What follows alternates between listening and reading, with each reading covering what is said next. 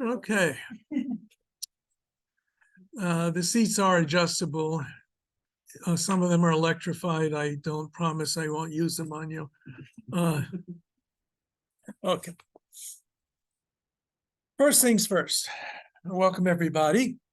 I assume you're either here because you are personally interested in Judaism for yourself, and or because you are, come on in, involved with a Jewish partner.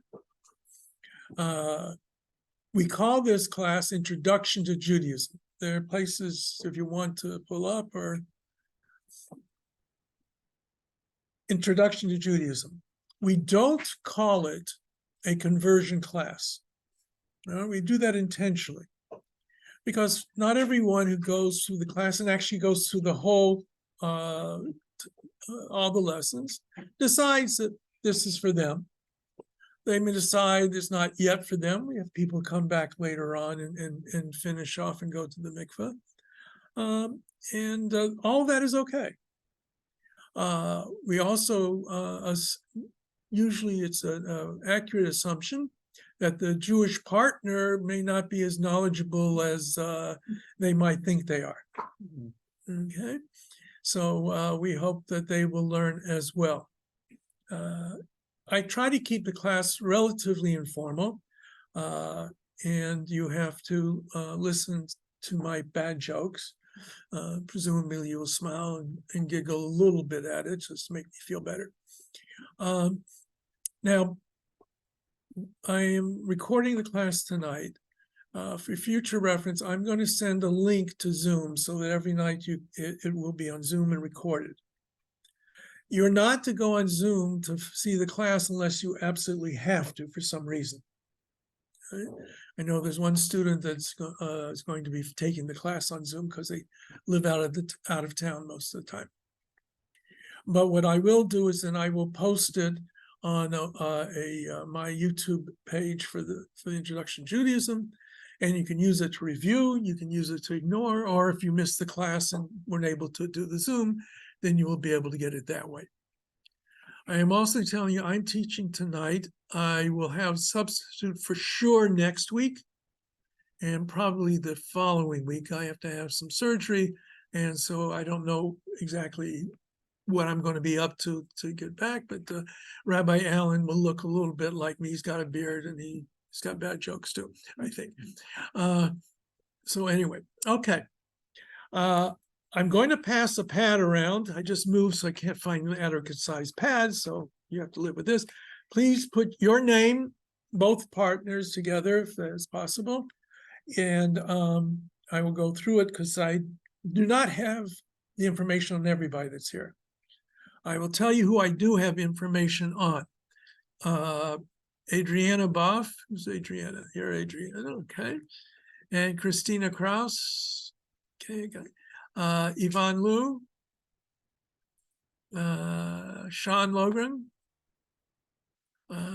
Conrad Mirror, La Nori, Ilya, Leah. I missed an I there. Okay. Now, that I can easily correct, I think. All right. And Dia Shetty's not here tonight. They already got COVID.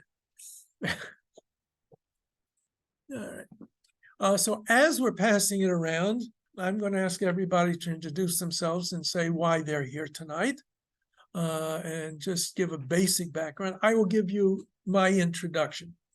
As I said, I am Rabbi Martin Berman. You will tell probably, that's why I hold the cap. That way they won't put it in their pocket. Guys put it in their pocket. That's a lesson I learned from a lady. You might hear my accent from time to time that I'm not a native Canadian. Actually, I was born in Jacksonville, Florida. My mother was even born in Jacksonville, Florida. That's very unusual for somebody Jewish. And I've been a rabbi since 1977. And I've been here in Toronto since '94. I was rabbi of a synagogue for many of those years. Now I'm retired and I do teach his class, and I've been doing this for 20 years or something. Okay. But I always try to give a little bit something different, something a little bit new in the teaching of it. I will tell you up front, I'm a very strong traditionalist. The rabbis and community of Toronto have a gamut. And I will not tell you necessarily what you always have to do halachically, legally, in terms of Jewish law, especially when there are areas of various practices. And that will be up to you to consult your sponsoring rabbi. All right? So, for example, there may be some who are permissive of the use of electricity for non-cooking purposes on Shabbat. There may be others who are absolutely say it's forbidden to use electricity in any way on Shabbat, and other issues as well. So it's not my job to tell you what you have to do in that department. I will try to give you the broad parameters of Jewish tradition. I will talk about all of Judaism. I'm not just going to talk about my particular vision of conservative Judaism, anyone's, and I won't be talking about just conservative Judaism. I'll be talking about Judaism with a capital J. Okay. Married, 3 kids, 10 grandchildren, 3 live here and 7 live in New York. That's me. So, hi, my name is Leon Traeger. I'm here to learn a little bit and be with my partner. I should go into this learning process as well. okay, it's Adriana. So, Adriana, who are you? My name is Adriana Boff, and I've been in a relationship with Leon for over 10 years and living with him for going on 4. So I've gotten to experience a lot of Shabbats and certain religious holidays and celebrations. And I want to come to understand it better, not just be a participant, but really sort of understand what is going on, so it'll enrich my life. Yeah, now we got your name correct. Hi, I'm Leah. We got engaged in May. For like 5 years together. And we've been together for 6 years now. And I started learning more 3 years ago. I got more involved with your family and like doing all the stuff, and then we got engaged. So it's now the next step. Hi, I'm Joshua. Growing up Jewish, I went to Chat, which is like the Jewish high school across the street, and it's been a while since I've graduated. I feel like I've forgotten a lot of stuff, so I'm happy to be here and kind of relearn things. My name's Sean. I was born and raised in Belfast in Northern Ireland and moved to Canada about 7 years ago. I started attending Shabbat services about a year ago in Vancouver and just moved to Toronto 2 weeks ago. So I'm here to learn more. You know the story about during the uncomfortable times in Northern Ireland. Yeah, right. Well, there was a Jewish man who was held up at gunpoint, and they said, "Are you Catholic or Protestant?" So he says, "I'm Jewish." And they thought a minute, said, "Okay, are you a Catholic Jew or are you a Protestant Jew?" Okay. Hi, my name is Yvonne. Married to my husband for 12 years, probably Jewish. We have 2 daughters who also go to school. We have to learn more about theater. Maybe something. My name is Aaron Schulman. I'm Jewish. I'm here to join my partner at 5 years during this course. Yeah, my name is Catalina. I'm originally from Brazil. We've been together for 5 years. Obviously, I tried a little bit in the process, but I want to before, It's legitimate. Hi, my name is China. I've been with my partner for almost 4 years. I'm interested in learning more about the Jewish religion, and for our relationship, that will help us connect more. I'm Grant, I'm China's partner, I am Jewish myself. I also went to chat at the North Campus, which doesn't exist anymore, sadly, and it's been a while for me too, but I'm excited to spend time with my partner, to spend this time together and to learn together as well. I'm Anthony Evans, with my elderly partner here, we've been together 8 years. And, just wanted to learn more about Judaism and, hopefully, help us grow together a little bit more. Not really good at being put on the spot, but It's all right. A lot of people aren't. I'm also from the, I also live in the South, so if my accent shows up. It's, What part of the South? Georgia, Texas, and Mississippi. Oh, you went around. Lived there for a while. So I was in Jacksonville is basically southern Georgia. In there. Yeah. My family there also. Oh, yeah. Yeah. My sympathies. Okay. Well, Florida is southern Canada. No, that's southern Florida. But then, in my day, my day, it was Jacksonville was southern Georgia. Miami was southern Brooklyn. Oh. It's changed now since all the Canadians flooded down there. I interrupted you. That's okay, no worries, no worries. My name is Aline Perez, born and bred, raised in Canada, extremely Canadian. Extremely ashamed too, so very strange to be put on the spot. I'm doing this because my chair is not holding me up, so I'm trying not to fall over, so in case you see, I'm not tense, I'm just hanging on to not fall over. Anyway, I've been in a relationship for almost 9 years, we're legally married, but not chronologically married at this time. You cover your hair because you're married? I do, yes. Okay. For those who don't know about that, you'll learn. Okay. Sorry, Orthodox background, although I'm not so Orthodox. Well, maybe we I can don't like labels, I Yeah. just, being Jewish. yeah. I am Jewish and it is. That sounds fine to me.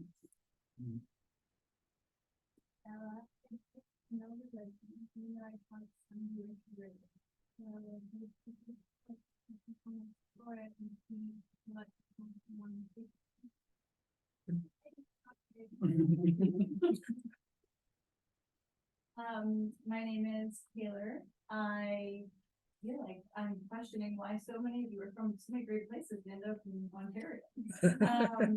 But I am born and raised in Ontario, first generation born here. My family is from the East Coast, from Newfoundland, which is a very interesting journey learning about Jewish culture and religion. But my husband Jake and I have been here for 7 years almost now, and I feel like the last 7 years I've been on my own intro to Judaism. So we're excited to learn so much more from you and from each other here. I'm Jacob, I'm Taylor's partner. Excited to be here and support Taylor at this journey, and also going to journey my own and learn a little bit more and meet some right folks. Well, I'm Nate, sorry. I'm Nate, but I just moved here from Ireland a few months ago, from Cork. It's pretty far, as far as go, right? But I have just become really interested in Judaism in the last few months. This is like just a really big interest of mine, like on a daily basis now. So I really just learn about it in more detail and just hope to bring kind of more structure into my life with it. So, yeah. Hi, I'm Mary. I'm originally from Trinidad. Here to learn with my partner, and she is learning and learning some more. I'm Christina, so we've been together 25 years. I'm also interested in Judaism. I've been attending Shabbat at the Beaches Institute, which has been wonderful. But yes, I'm new to them as well. Hi, my name is Avery. I am also Jewish. I also went to Chat North, that was my existing one. Yeah. In Westmount for 2 years. I'm here with my partner Miriam. We've been together for just about 5 years. We just got engaged last month. And thank you.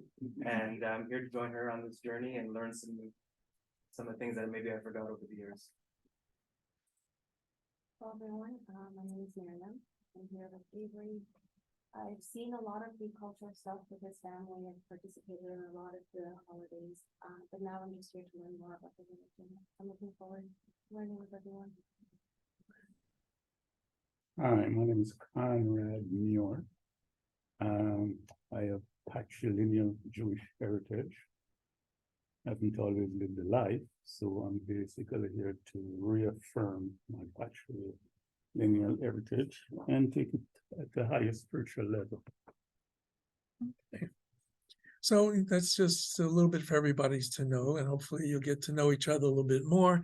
It's much nicer now. Last year, we were able to meet in person, and the year before that, we had the wonderful all on video on Zoom during the COVID. So I hope everybody stays healthy. Theoretically, you're not allowed to miss more than 5 sessions. Okay? I'm sometimes lenient on that, especially since we do have Zoom available and you can catch up on it. If I did not call out your name, that means I haven't gotten the paperwork for you. I'm not sure that we've got the best system right now. It used to be everything came to me, and then you had to worry about who paid what. So it all goes to the treasurer now, and he only sent me what I asked for last week, and maybe some of you even since then. So if I did not call out your name, my email address, everybody should know that anyway, for whatever purpose, is RAV, very original, Rav M.J. Berman, B-E-R-M-A-N, @gmail.com. So if I did not call out your name, if you still have a copy of the form that you filled out, send me a copy of that. Okay?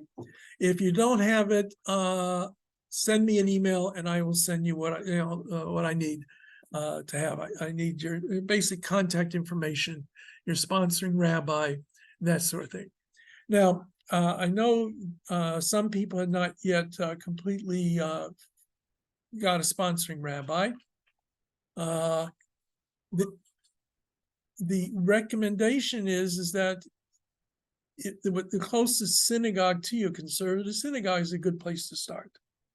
To contact the rabbi at that synagogue and to see if that synagogue will be your home. Every synagogue is a little bit different.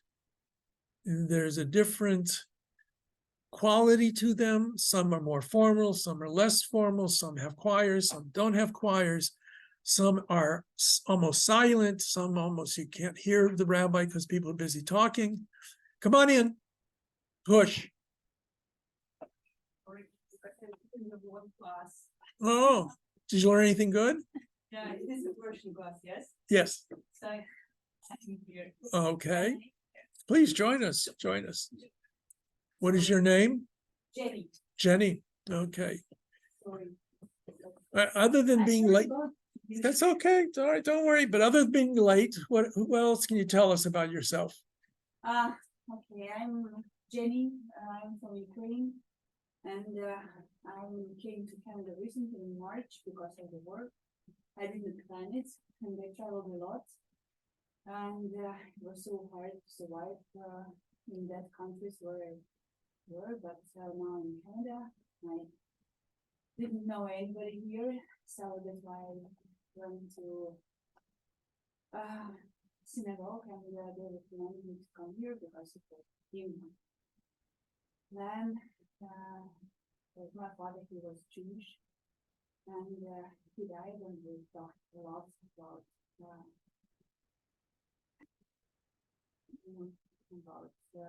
everything. And sorry. That's okay. That's all right. My father's family, my grandparents on my father's side are from Ukraine. So we have some connections. I can never remember the name of the town. It's in the near the what's the port? Mykolaiv. Mykolaiv. It's a little bit north, east of Mykolaiv, northwest of Mykolaiv, where it came from. Okay. Well, we'll see if we know each different people. No, I don't know. I don't know anyone. I was just telling everyone if, and I don't have your information, my email address is RAV, write it down so you can contact me. And what was your last name, Jenny? Rauch. Raukh.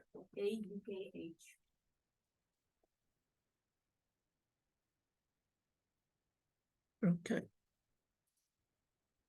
You get, all right, did you get the email? RAV MJ BERMAN @gmail.com. Also, if you didn't get the course letter that I send out and the calendar that tells you the books and the schedule, let me know, and that's easy for me to send to you. Okay. All right. And also, you know, we have 40 sessions. And at 40 sessions, we try to cover 4,000 years of Jewish existence, hundreds and thousands of books and minutia, whatever. So what we do, the best we can, is pretty much a mile wide and an inch deep. All right? I can't teach you everything here. You have to really work at it on your own, but I will give you, I hope, the basic knowledge, the major ideas, and the major concepts. If you choose to complete through an act of conversion or reconfirming your Jewish identity, depending upon your circumstances, you will appear before Beit Din. Your sponsoring rabbi will deal with you in terms of the Beit Din. We don't have just one these days. Each sponsoring rabbi makes the arrangements that he or she wants to make. All right. And I can't speak for all of the Batei Din, but I can say what happens is that you appear before 3 rabbis, traditionally 3 men. Okay, so I'm just going to use the men in paradigm because that's my paradigm. 3 rabbis. They will ask you questions about your knowledge, what you've learned during the course of this year. Some of my colleagues start to get very upset if you don't know all the details. All right. So, for example, just the other day, when the rabbi says, well, tell me what's a mitzvah that you observe on Shabbat? And so the candidate said, you'll get together with your family. You know, that's not a mitzvah. What's a mitzvah? Kiddush, to sanctify the Sabbath. Okay, that's a good mitzvah. Okay. Who are the 3 patriarchs? Abraham, Isaac, and Jacob. All right. They can ask you those kinds of questions. Those are not overly detailed. They will certainly be covered in the class and in your readings. Please do the readings. It gives you a different perspective. It can reinforce what you've read, or that what you read will reinforce what I said. Maybe you'll find a contradiction and you'll say, Rabbi, what's going on? And then we can hash it out. And at any time you do not understand what I'm saying, whether because I mumble or because I use a term that you're not familiar with, or you just don't understand what I'm saying, and let me know. If you are too embarrassed to ask a question you can't learn. Anybody know where that comes from? Pirkei Avot, somebody who can't ask a question, you can't learn. Okay, so please interrupt, let me know. Okay? Some of you, English may not be your first language, so there's sometimes a question there as well. We will use English expressions, we will use Hebrew expressions, we throw in some Yiddish expressions.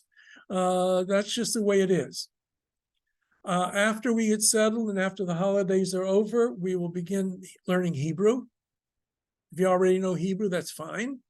If you don't already know Hebrew, then at least we'll give you the rudiments, how to read. That's all we can do in this class. If you want to understand better, if you want to speak, keep going. but it won't come from here.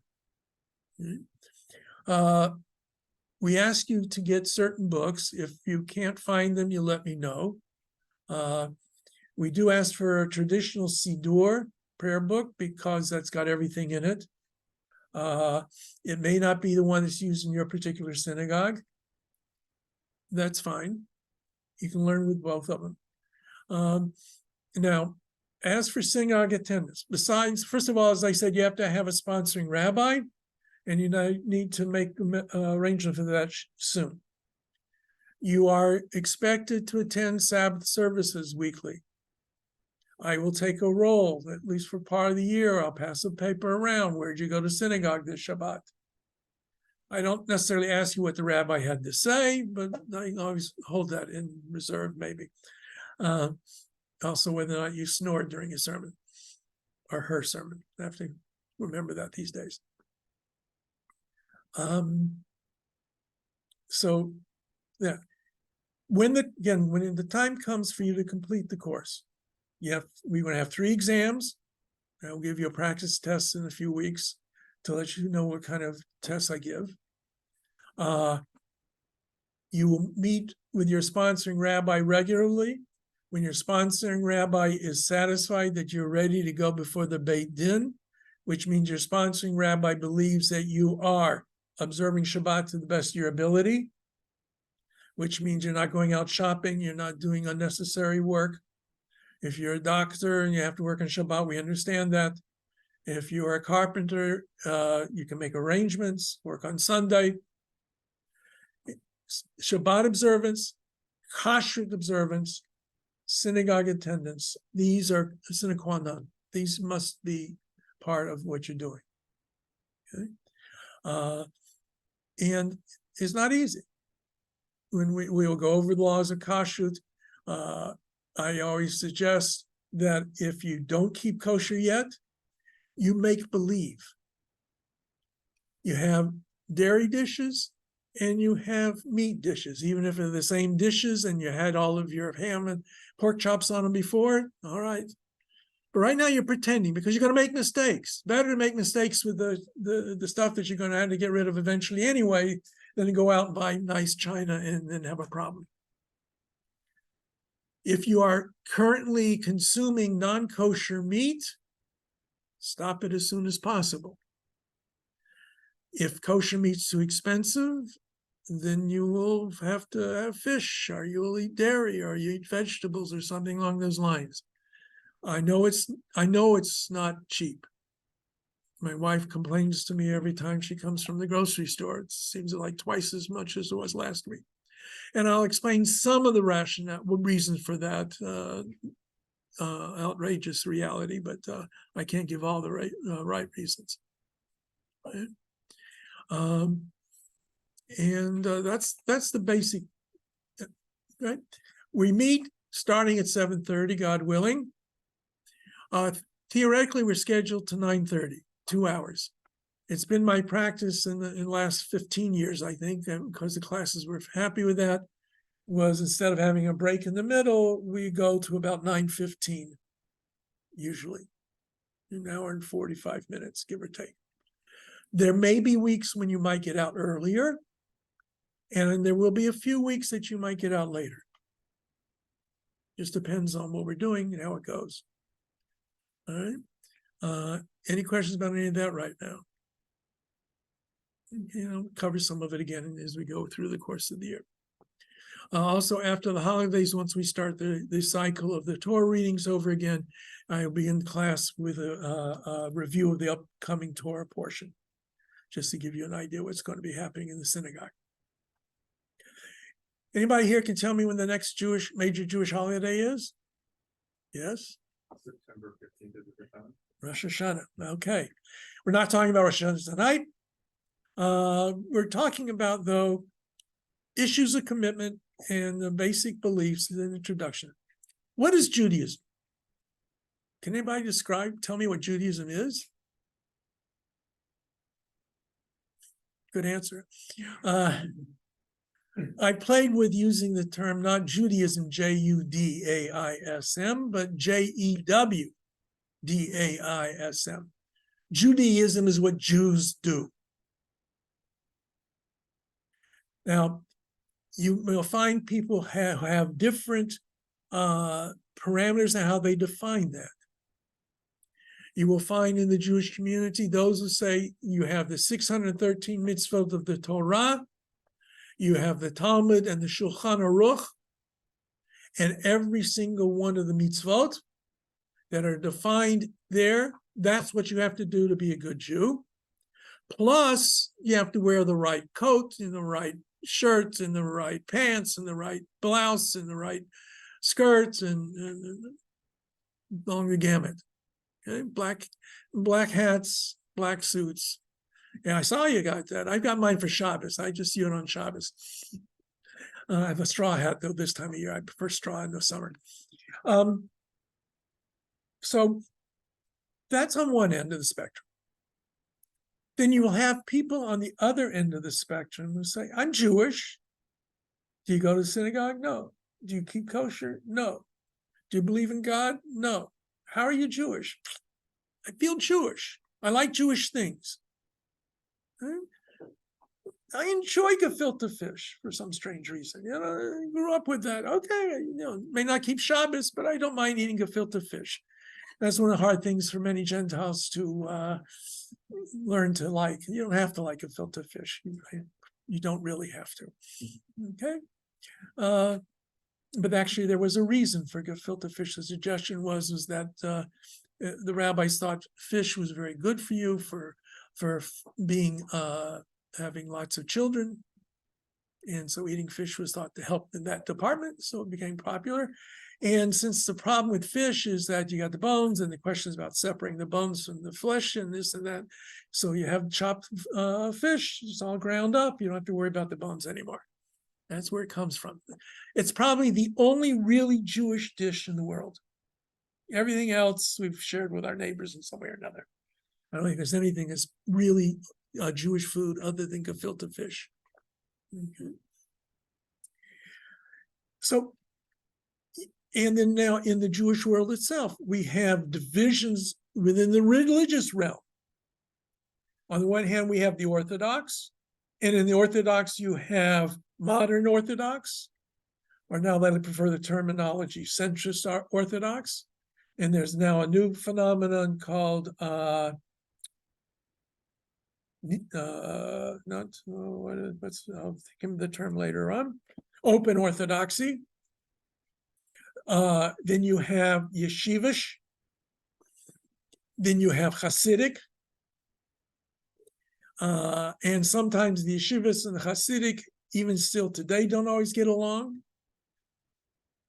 You have this broad spectrum, everything to the left of the Orthodox world, starting the traditional left, right-wing conservative, middle-wing conservative, left-wing conservative, Reform, Reconstructionist, Humanist. All those are varieties of what Judaism can be described as. One way of looking at it, though, which I think can cover all the bases except the ethnic vision of it, is that Judaism is the relationship between three ideas: God, Torah, and Israel, the people of Israel. God, in traditional Jewish understanding, is the source of the Torah, and the Torah was revealed to the Jewish people, whose obligation is to live up to that Torah and to be faithful to God. And there's even saying the three items are really one. All right, Kadosh Baruch Hu, Yisrael, they're all one thing. Do you have to be Jewish to be a good person? Absolutely not. It is a clear position found throughout most of Jewish speakers, Jewish spokesmen, women, that while we think there's a benefit to being Jewish, it doesn't mean you have to be Jewish. There's a statement in the Talmud that everyone has all the pious, all the righteous people of the world have a share in the world to come. Doesn't say all just Jews. Well, maybe we have a better house in the world to come. I don't know. But the only way you can find that out is departing from this world. And we believe fervently that being Jewish is most important as how you live in this world. Okay? That's okay. It's happened to me too on occasion. Sorry, don't worry. So we may disagree with many things with our neighbors in terms of positions of theology. Obviously, Judaism and Christianity have a very major difference between the role and the function of Jesus. In Jewish tradition, Jesus has no role whatsoever to play. He is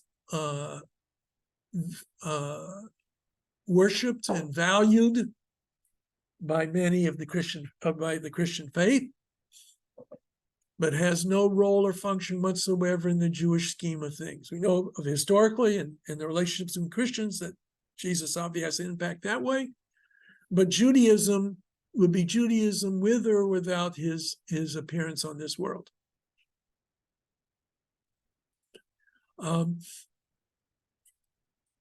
So now, when you think about what we do as Jews in a general sense, we have prayer, we have the synagogue, we have dietary restrictions, we have ethical restrictions. We will talk about that more later on. We have a unit on ethics, but there are some who want to define Judaism as being simply what you do religiously. You know, if you keep kosher and you go to the synagogue and you study Torah, you do all those things, you're a good Jew. That's fine. You're on the right path. Hey, you cheat a little bit in business, you don't pay some taxes. We don't worry about that. That's not correct. That's 100% incorrect. Then there are those who say being Jewish means, carrying this liberal political agenda of being good to people and rights for everyone and all of these good things and feeding the hungry and taking care of the poor. The synagogue, what do you need that for? Or keeping kosher, the holidays, that's not necessary to being a good person. That's right, not necessarily being a good person, but that doesn't make you a good Jew. Both of them are required. The Jew who lives up to the best of their ability in both realms, between us and another person, what we call in Hebrew ben Adam l'chavero, between one person and another, is important, just like what we do ben Adam l'makom, between a person and God. Two sides of the same coin, and you must have both. And when you go to the synagogue in Russia on Yom Kippur and you start reading through the list of the sins, and we'll go over that in one of the classes. I think Rabbi Allen will have to do that with you. You will notice there's nothing about kashrut. Doesn't talk about keeping Shabbat. It's almost all about our interpersonal relations. And that's in the synagogue on the Day of Atonement, the day we say is one of the most important days in the Jewish calendar religiously. So all of these elements come together to play. And being Jewish has this obviously clearly a religious context to it. but it also clearly has an ethnic context to it. How do I mean that? Well, very simple. Traditionally, how is one defined as being a Jew? You have a Jewish mother. As long as you have a Jewish mother, you're Jewish. There are a few Jewish popes by that definition. Right? But if you are not ethnically Jewish, how do you become Jewish? Through conversion, a religious act.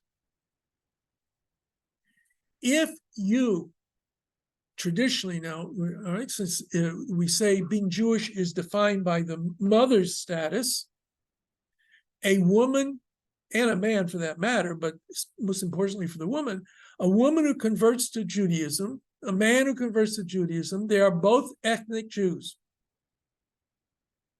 And that formerly non-Jewish woman who has a baby has a Jewish baby. That's the crazy thing about it. If you're in, you're in. If you're not in, you have to knock on the door, pound on the door to get in. We give you a hard time getting in. Once you're in, you're stuck. And your children are stuck. You know, it's between you and God, obviously, what happens from now on. But that's how it all comes in together. So we have an ethnic identity, we have a faith identity, we have a tribal identity. Not just the ancient tribes of Israel, the tribes of Levi and Judah and so forth. There's a tribalism amongst Jews. It's clearly there. You see in certain crowds, people, they find out, they use code words, somehow they find out that somebody's Jewish. And if you look around this room tonight, you see also there's no one complexion. There's no one style of nose or ears or skin tone or whatever. We are truly a universal people, but we're also very particular people. You walk down the street in Israel today, and you will find, speaking wonderful Hebrew, which I can't, little kids of every description under the sun. Right? Does that mean that they all always get along? Of course not. Does everybody always get along? Brothers and sisters always get along? No. But there is this connection. And as long as you feel that connection, you're part of the tribe. Again, doesn't matter what you do otherwise. And then there's sometimes what the outside world says too. If the outside world decides you're a Jew, no matter what you do. During the Holocaust, there were nuns who were born Jewish, who were put in concentration camps because they were Jewish. You could not escape your Judaism as far as they were concerned. And you will find still today, those who are anti-Semites have no idea what a Jew necessarily looks like, but they know they don't like the Jew.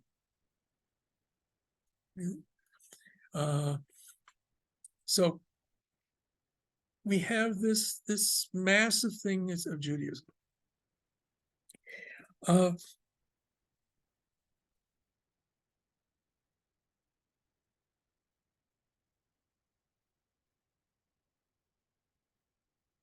We will be learning about Jewish prayer. We'll be learning Hebrew, and we will try to teach you the basic rudiments of Jewish prayer.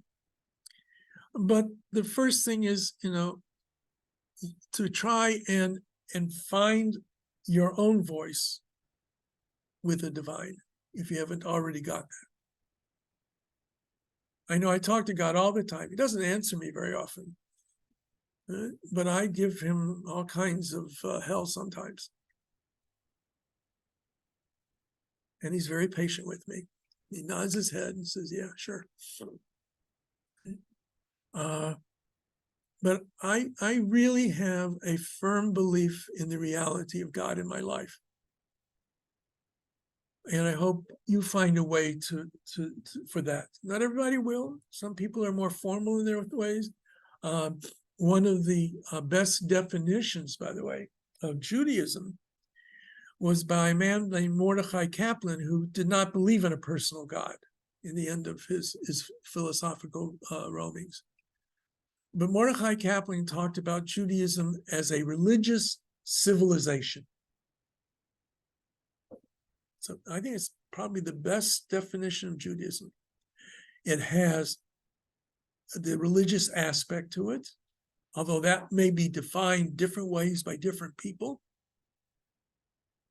And it has everything that makes up a civilization: food, dance, language, clothing,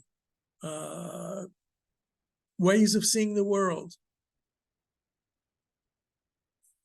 All of those are part and parcel of this Jewish civilization. So now, just briefly,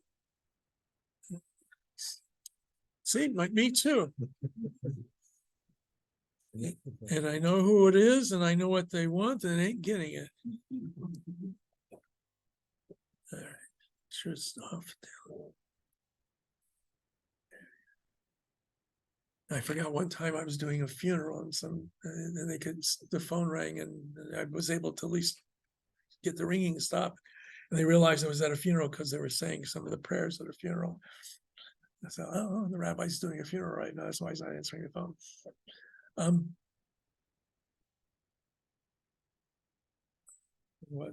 I sometimes lose my place in things. Prayer, God. Torah. Right? So I'm not going to define God for you.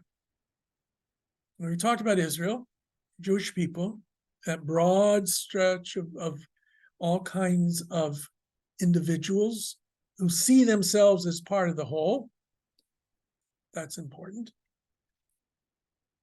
God, how do you define the concept of God? There are many different ways of doing it. Many different Jewish theologians have had various formulations of what it means to be God. On the one hand, you have the rationalist Aristotelian Maimonides. That's a name you're going to hear a lot of. Maimonides, the Rambam, Rabbi Moses ben Maimon. He was a scholar, 12th century, originally from Spain and in Egypt. And he authored books on Jewish law and on theology or philosophy. But he was very, very much a rationalist. He really condemned any anthropomorphisms that you would come up with. To such an extent, he had what we call negative attributes of God. You can't know what God is. You cannot make a positive statement about God, because once you make a positive statement about God, you've limited God. Right? If I were to say Jeff Bezos, to pick on somebody today, that he's a millionaire, am I correct? Well, yeah, but he's a lot more than a millionaire. A few thousands times that. Right? So I've limited him by saying he's a millionaire, not saying he's a multi-billionaire. I have limited him by my statement.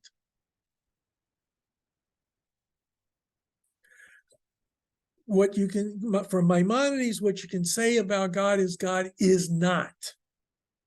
God is not without knowledge.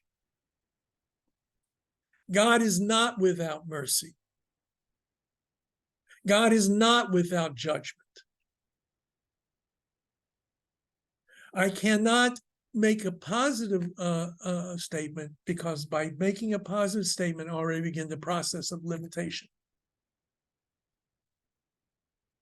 Now, on the other hand, you have, especially in the Kabbalistic world, the mystical world, a God who is almost like your big brother. You can reach out to God. God cares about you in a very personal, meaningful, relational manner. And you can always be in the presence of God in that relationship. Martin Buber, the German Jewish philosopher, talked about the I-thou relationship. All of us, we're I's, right? I myself. There are things out there in the world. There are two aspects out there. There are thous, a person who I address as a thou. And there are things that I address as an it. The table is an it. I wouldn't say thou to the table. But I can turn a person into an it. One of the things I try to do, not always successfully, when I go to the stores and I have somebody checking me out, the checkout counter, not the other way around. Nobody checks out an old man like me. I try to see their name and I try to thank them by name. Because otherwise, it's no different from me doing my self-checkout. I have no personal relationship with that machine there that you can do the self-checkout with. But I can see that person in two ways. As an thou or an it. God is the eternal thou. I can never turn God into an it. I can choose not to have that relationship if I move myself away, but the thou is always there. So that's Buber's way of an existentialist relationship of philosophy and theology. That's very different from Maimonides' theology. And can you mix them? Mix and match, maybe. It's days of the week, what you're doing in that moment. Some speak to people more than others. Those who are much more rationalistic in their worldview, they like Maimonides. Maimonides sees most of the miracles in the Bible, or at least many of the miracles in the Bible, as being explained by being in dreams. Just a few weeks ago, we read the story of Bilam. Anybody remember Bilam and his talking ass? Okay. There are those, even in Pirkei Avot, they says that this animal was one of the things that was created at the last minute, just before Shabbat. So it's a very old donkey by the time he gets to Bilam. Maimonides eliminates it altogether and says it was a vision, it was a dream. It wasn't real. So he doesn't have to deal with the preposterous idea that you have an animal that talks. If you ever pick up what is called a rabbi's Bible or the Mikrot Gedolot, traditionally it's the text of the Torah portion, an Aramaic translation, the commentary of Rashi, Ramban, often Rashbam, Ibn Ezra, Sepharno, Kli Yakar. In general, those are the ones you usually find in that particular Bible, Chumash. Why do you need all the on the page if it all means the same thing? Because they see it differently. They view many things differently, and they fight with each other sometimes. Get very vicious on some of the arguments that they have. But they're all in the same book.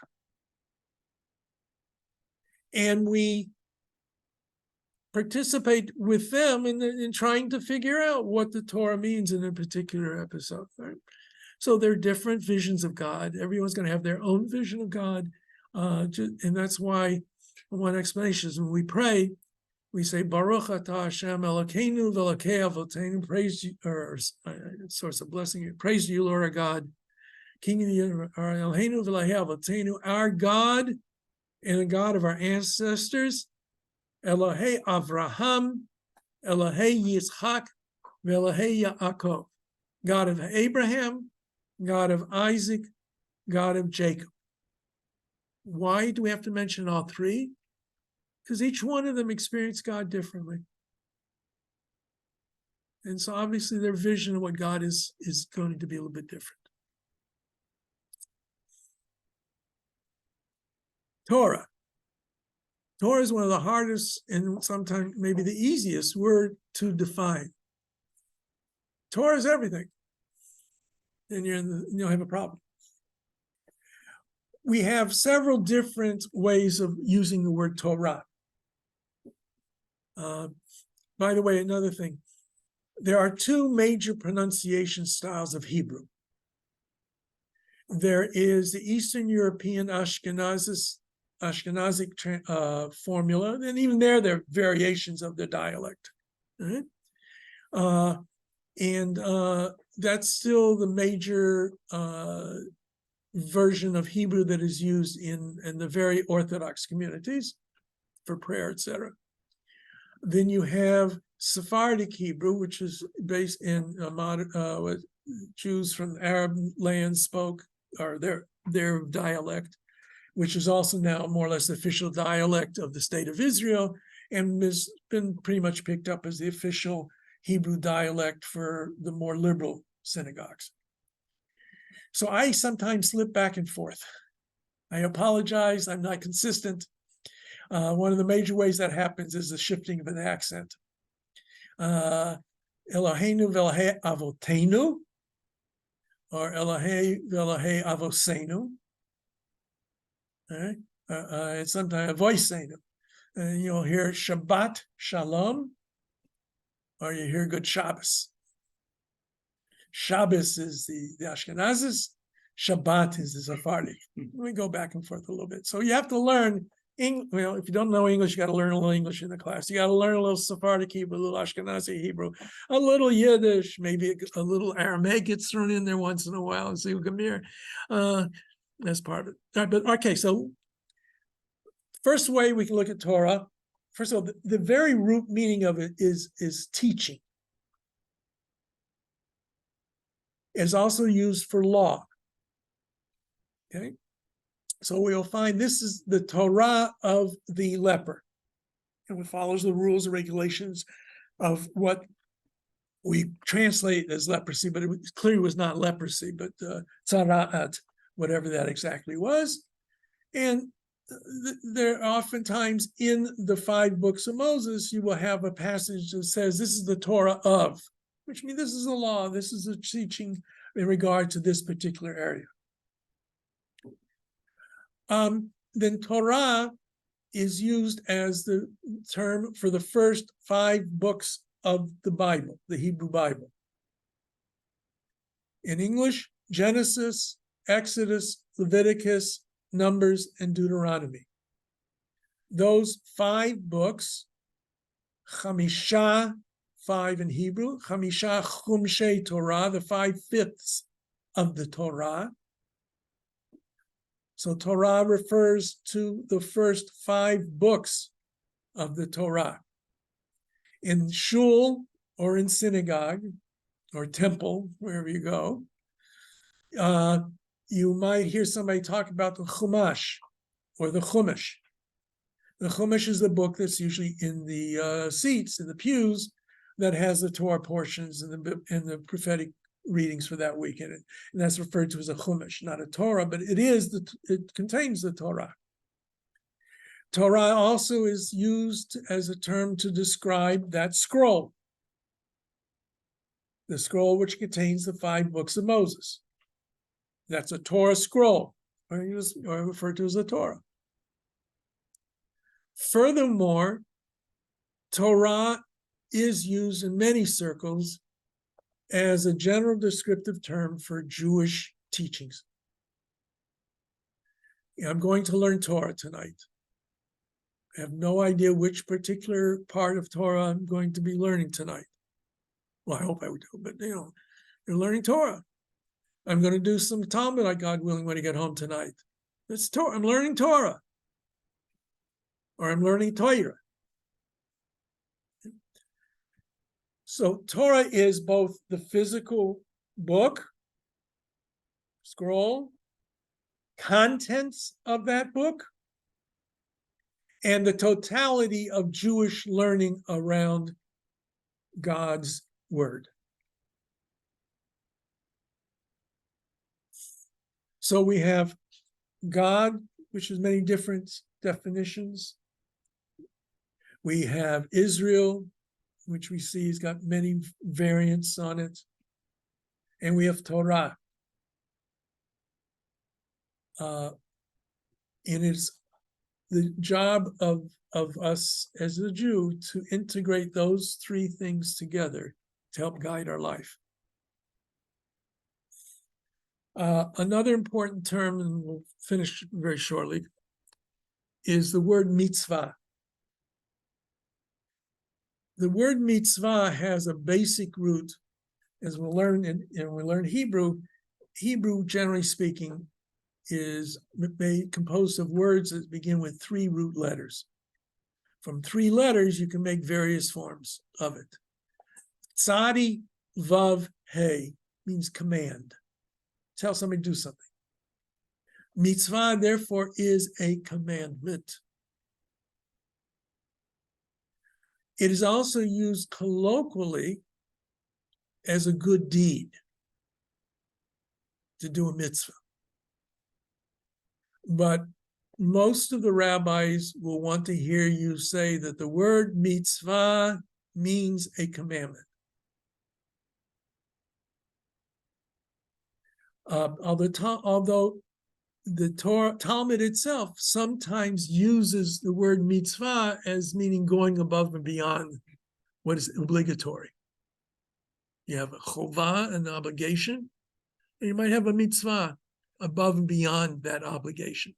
So even the Talmud is not always in accordance with the rabbis of today want you to act or to understand it.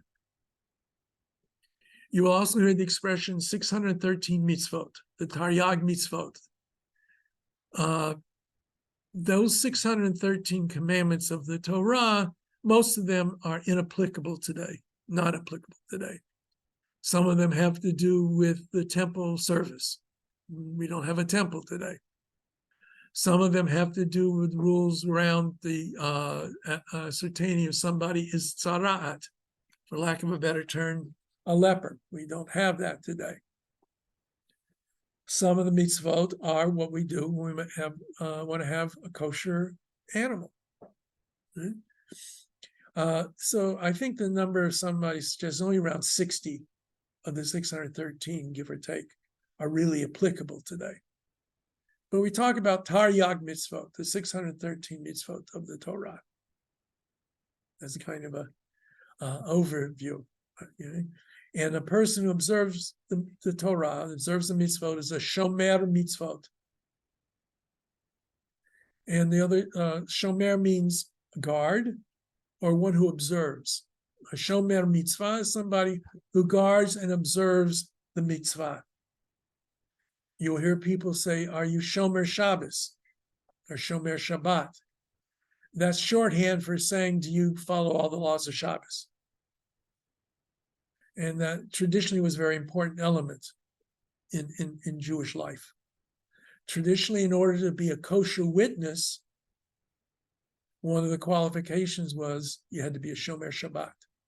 If you didn't observe Shabbat, we couldn't rely on you to give testimony in court. Now let me just finish with a couple of things. This class is sponsored by the Rabbinical Assembly, Ontario Region, conservative movement. If you are not aware of it, please be aware. We believe that when we do the conversion, our demands are high and we expect our people to be sincere converts. And we have no qualms about that. However, the Orthodox in general do not recognize our conversions. If you want an Orthodox conversion, there are two routes you can take. You can take this course, finish it, have a conservative conversion, and later on get an Orthodox one if that's what you want. I had a very nice young lady who was in my class a long time ago. And then she kind of became an adopted member of my family. And she eventually got an Orthodox conversion. And now she's got 3 kids and lives on Long Island. Okay. So it can be done if you want. I have another friend, a rabbinic colleague, who served as a witness when he was before he became a rabbi. He was a witness at a Reform conversion because he grew up Reform. Then he became a conservative rabbi, and he observed the conversion of that same person as a conservative rabbi. And later on, he was on the Beit Din of an Orthodox conversion for that very same person. So they had the same rabbi 3 times. That's not going to happen. But I will say that as far as the state of Israel, the official government policy, at least, has been that if you are converted by a recognizable Jewish community, it matters not the flavor of the rabbis, you will be recognized under Israeli law as a Jew. However, personal status within the religious realm is under the control of the rabbinical courts, which are all Orthodox, which almost never accept a conservative conversion. They have in a few cases. And not only that, they sometimes reject Orthodox conversions because they don't meet what they think should be the standards. And they're usually very crazy about that. But that's the path you take. And finally, one last little word.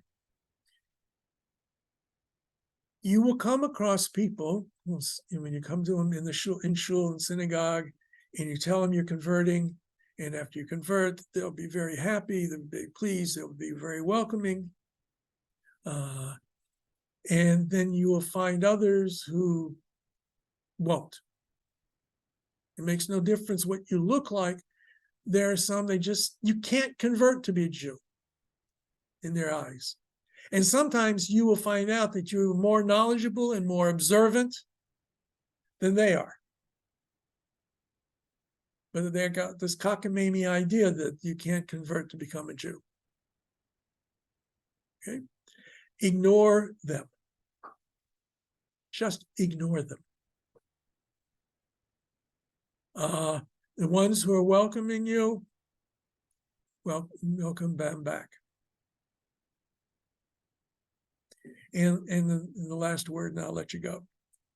The hardest part of all of this, for those of you who go through the entire process, pass my cockamamie exams, go to the Beit Din, pass through the approval of the rabbis. For men, either get circumcised or have what we call a hatafat dam brit, a drop of blood drawn from the circumcision site, and then immerse in the mikveh, a body of water, which we'll talk about later. When you step out of that mikveh, male or female, you are Jewish. And now comes the hard part. That's living up to what you've accepted upon yourself to do. Okay.